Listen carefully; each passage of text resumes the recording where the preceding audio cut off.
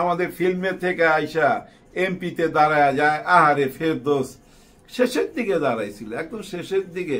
উনি খুব একটা ভোগ করতে পারে নাই। অন্যরা যেভাবে ভোগ করছে ওইভাবে ভোগ করতে পারে নাই। উনি এমপি হওয়ার 6 মাসের মধ্যে আবার পালায় যেতে হয়েছে। তারপরে এর মধ্যে একটা গাড়ি আমদানি করছিল ওই চিটাগাঙে, উনার কিনা জানি না, তবে লেখালেখি দেখছি যে ফেরদৌসেরও একটা গাড়ি আছে ওইখানে। আসসালামু আলাইকুম। চলচ্চিত্রে নাটক জগতে শিল্পী সংকট, নায়ক নায়িকার সংকট, এখন নতুন মুখ আসা উচিত। কারণ আগের যারা আছে তারা প্রায় সবাই এখন আসামি, হত্যা মামলার আসামি, জাতা আসামি না। কিন্তু এখন অনেকে বলবেন যে ভাই আসলে কি ওনারা হত্যা করছে? এটা আপনিও জানেন, আমিও জানি, হত্যা করে নাই। হত্যার আসামি হয়েছে, হত্যা করে নাই। কিন্তু এই ধরনের কেন মামলা হয়? এই মামলাগুলো আমরা গত 16 বছর যাবৎ দেখে আসতেছি। জামাতের কেউ বা বিএনপির কেউ কোনো কিছু করলে ওই একজনের জায়গায় 100 জনের ঢুকাইয়া দেওয়া, এই সিস্টেমে, ওই একটাই সিস্টেম কিন্তু এখনো চলতেছে। মানে গত সরকারের দেখানো পথেই কিন্তু এই মামলাগুলা হচ্ছে, কিছু করার নাই।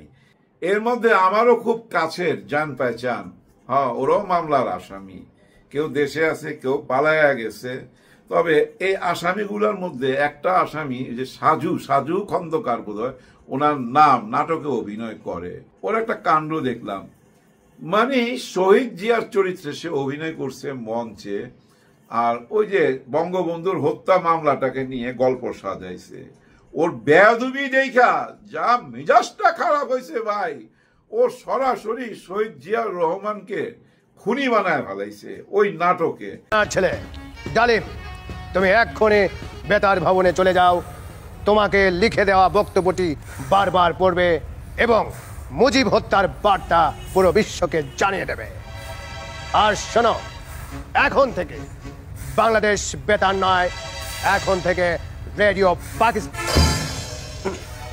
সরি, এখন থেকে রেডিও বাংলাদেশ। যাও। Thank you sir. আর ফারুক না ফারুক? ফারুক স্যার। তোমার সাহসের তারিফ করতে হয় এবং তুমি পাচ্ছ জাতির পক্ষ থেকে একটি বড় পুরস্কার। Thank you sir. এই শিল্পী টিল্পীদের এইসব জায়গায় জড়ানোর কারণ কি জানেন? লোভ। লোভে লোভে লোভে লোভে ফেয়ার অ্যান্ড লাভলি এরা সবাই কিন্তু লোভে আসছে। দেখেন না, ওই যে একজন বলছে আমি শেখ মুজিবের চরিত্রে অভিনয় করছি, বঙ্গবন্ধুর চরিত্রে অভিনয় করছি, 1 টাকার বিনিময়। ওদিক দিয়া 10 কাঠা নিয়ে নিচ্ছে, 10 কাঠার দাম 5 কোটি। খেয়াল করছেন? এক ছবিতে অভিনয় করে নিয়ে নিচ্ছে 5 কোটি। আর ভিতরে ভিতরে যে কত সুযোগ সুবিধা নিছে এক উপর আলা জানে। আরো অনেকে আছে ভাই সুযোগ সুবিধা নিছে। এবং এরা সবচেয়ে বড় অন্যায় কাজটা কি করতো জানেন? এই যে নায়িকাগুলা যেগুলো এখন আসামি, এই আসামিগুলা, এদের বিরুদ্ধে যদি কেউ লেখালেখি করতো, কোনো সাংবাদিক কিছু লিখতো, সঙ্গে সঙ্গে বুঝছেন ওই যে ভাতের হোটেলে ফোন কইরা ওইখান থেকে আর ডাকাইতো, ডাকায় নিয়ে না শায়েস্তা করতো। অনেককেই করছে, আমাকেও ভাই একবার ডাকায় নিছে, একবার না 2 বার। একবার ডাকায় নিছে এক নায়িকা, এটা আমার মনে থাকবে চিরদিন। ও আমাকে ভাই ওইখানে ডাকায় নিছে, ওই যে হারুনের হোটেলে, ওই হোটেলে ডাকায় নিয়ে ওখান থেকে লিখিত নিছে। কি গরম ভাই তার ওইখানে, কি স্পর্ধা! ওইখানে আজান দিছে যে আমার ওই যে লেখালেখি করবেন, উনি একটু নামাজ পড়ে আসতে চাইছে, বলে আপনি পরে যান নামাজ পড়তে, আগে এটা লেখা শেষ করেন। মানে আগে আমারটা শেষ করতে হবে, মানে আমারে বাস দেওয়াটা আগে শেষ করতে হবে, মানে আমার থেকে লিখিত নিতে হবে। এরকম দেখছি ভাই। ওই নায়িকা এখন কানাডা, ওইখান থেকে পয়সা বলে আসুন না, আসুন না, আমাকে ধরতে আসুন না, দেখি কত ক্ষমতা আছে। অরুণা বিশ্বাস 5ই আগস্টের পর আর একটা দিন সবুর করে নাই, 6 আগস্টে কিন্তু পালাইছে। এয়ারপোর্টে ধরাও খাইছিল, কিন্তু ওই যে বিদেশি পাসপোর্ট, দেখেন ওই বিদেশি পাসপোর্ট নিয়ে তার কিন্তু নিজস্ব আইডি কার্ডও নাই বাংলাদেশের। এই কথাটাই আমি ইউটিউবে বলছিলাম যে যারা এই দেশের নাগরিকই না, যাদের কোনো পরিচালনার কোনো জ্ঞানই নাই, তাদেরকে কেন অনুদান দেওয়া হবে? কি তাদের যোগ্যতা? এই কথাটা বলছিলাম দেখা আমাকে নিয়ে ওই বাসটা দিছে। খেয়াল করেন, এই ধরনের জুলুম করছে কিন্তু এরা। এই ধরনের শুধু জুলুম না ভাই, সরকারি টাকা অনুদান নিছে, মনে করেন 70 লাখ নিছে, 30 লাখ নিজের বাড়ি ঘর ঠিক করছে, আর 30 লাখ যা ছবি বানাইছে 10 লাখ আমোদ ফুর্তি করে খরচ করছে। আবার ওই টাকা তুলতে গেলে জানেন ওইখানেও ঘুষ দিতে হয়, সচিবালয়ে এই সিস্টেমও আছে। এইভাবে সবাই জড়াইছে। আর নির্বাচিত সরকাররা এসব প্রশ্রয় দিত কেন জানেন? রাজনীতিবিদদের চেয়ে এইসব শিল্পীরা অনেক পপুলার, যার যার এলাকায় তারা যদি দাঁড়ায় ভোটে জিতা চলে আসবে। যেমন এই যে মাশরাফি, তারপরে যে সাকিব ইকবাল, এইসব আরো অনেকেই, আমাদের এই যে আরিফিন শুভ, আরো অনেকে আছে, এইভাবে জড়াইছে।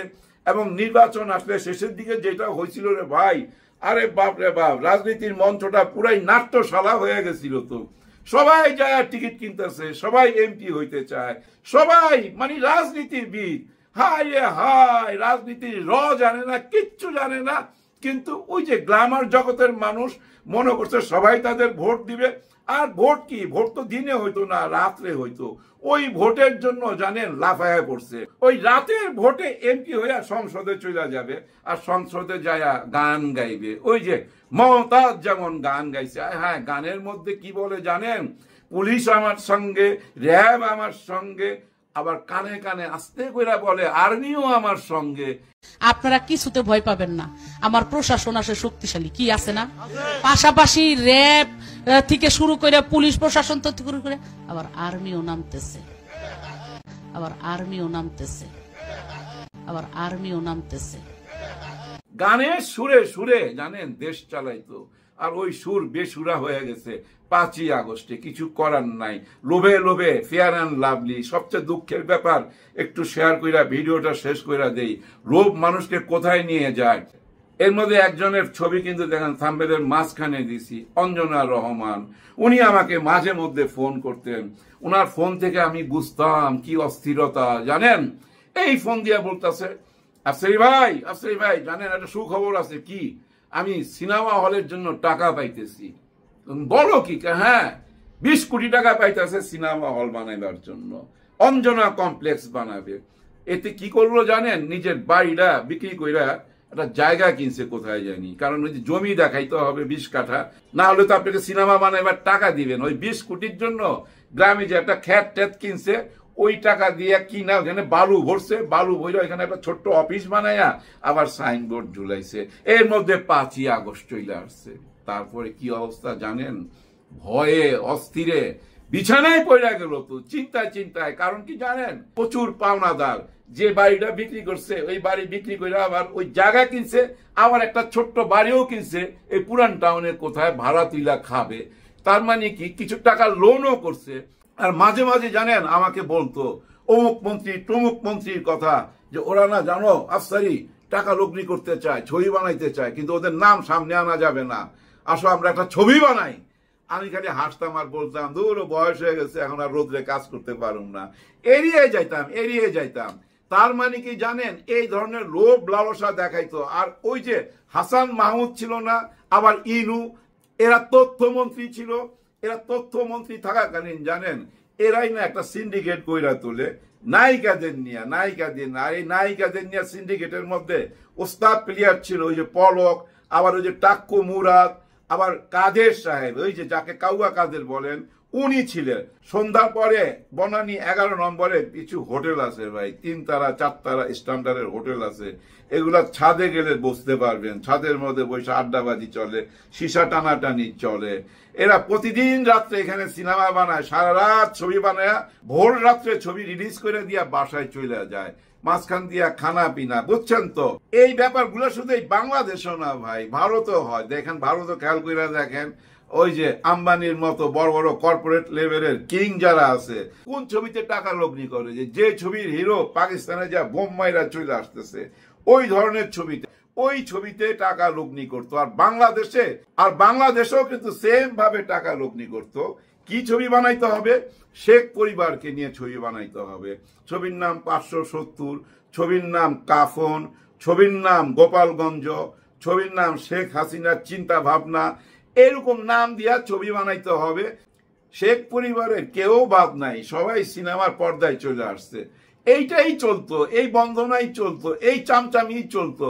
এই চামচামি করতে করতে জানেন লোভে লোভে আজকে ধরা খেয়ে গেল এরা কিন্তু সুযোগ সুবিধা নিছে, টাকা পয়সা কামাইছে। এর মানে আবার এটা ভাইবেন না যে এদের কাছে কোটি কোটি টাকা আছে। না না না ভাই, হারামের টাকা থাকে না, নাই কিচ্ছু না, এরা রাখতে পারে না। হয়তো একটা ফ্ল্যাট কিনছে, একটা গাড়ি কিনছে, ওই আর জামা কাপড়ের পিছনে খরচ, এই এদের লাইফ। অনেকটা ওরকম, ওই যে দিন আনে দিন খায়, যেমন এরা এমনই। এরা মাসে আনে মাসে শেষ করে, বছরে এন্ডে যায় শূন্য থাকে হিসাব। হারামের টাকা তো থাকে না ভাই, থাকে না। আগামীতে যে সরকারি আসেন না কেন, এই শিল্পী টিল্পীদের নিয়ে টানাটানি করেন না, এদেরকে সংসদে ঢুকায়েন না। এরা সংসদের যোগ্য না। এরা যেখানেই যাবে ওইখানেই গন্ধ ছড়াবে, গন্ধ ছড়াবে। আর এদের গায়ের গন্ধ খুব পছন্দ করে ওই যে কাঁচা টাকা কামানো রাজনীতিবিদরা। আগামীতে যারা শিল্পী হয়ে আসবেন তাদের কাছে অনুরোধ, এইসব রাজনীতির সাথে জড়াবেন না, কোন দলের সাথে জড়াবেন না। আর দলের লোকদেরকেও বলবো, রাজনীতিবিদদেরকেও বলবো, এদের নিয়ে টানাটানি করেন না, এদের সঙ্গে একটা সেলফিও তুলেন না। এরা জানেন একটা সেলফি তুলে নিয়ে বিভিন্ন জায়গায় এটা বিক্রি করে, দেখায় এই যে দেখো অমুক মন্ত্রীর সাথে অমুক পুলিশ অফিসারের সাথে আমার সম্পর্ক, মানুষকে ভয় ভীতি দেখায়। এই সুযোগটা আর কইরা দিয়েন না। আর যদি রাজনীতিতে জড়ান তাহলে এদের অবস্থা হবে, কিছুই করার নাই। লোভে লোভে পাপ, পাপে পাপে ফেয়ার অ্যান্ড লাভলি। মুখ ফর্সা করবেন, খালি মুখ ফর্সা করবেন, ভিতরটা তো কালো আপনাদের। সবাই বুঝা ফেলাইছে, সবাই যাইনা গেছে, চোখের থেকে পয়রা গেছেন, আর কোনোদিন উঠা দাঁড়াইতে পারবেন না। আপনারা এখন ঘৃণার পাত্র, আগামীতে আর ঘৃণার পাত্র হবেন না। সবার জন্য সবাই ভালোবাসা রইল। আল্লাহ হাফেজ।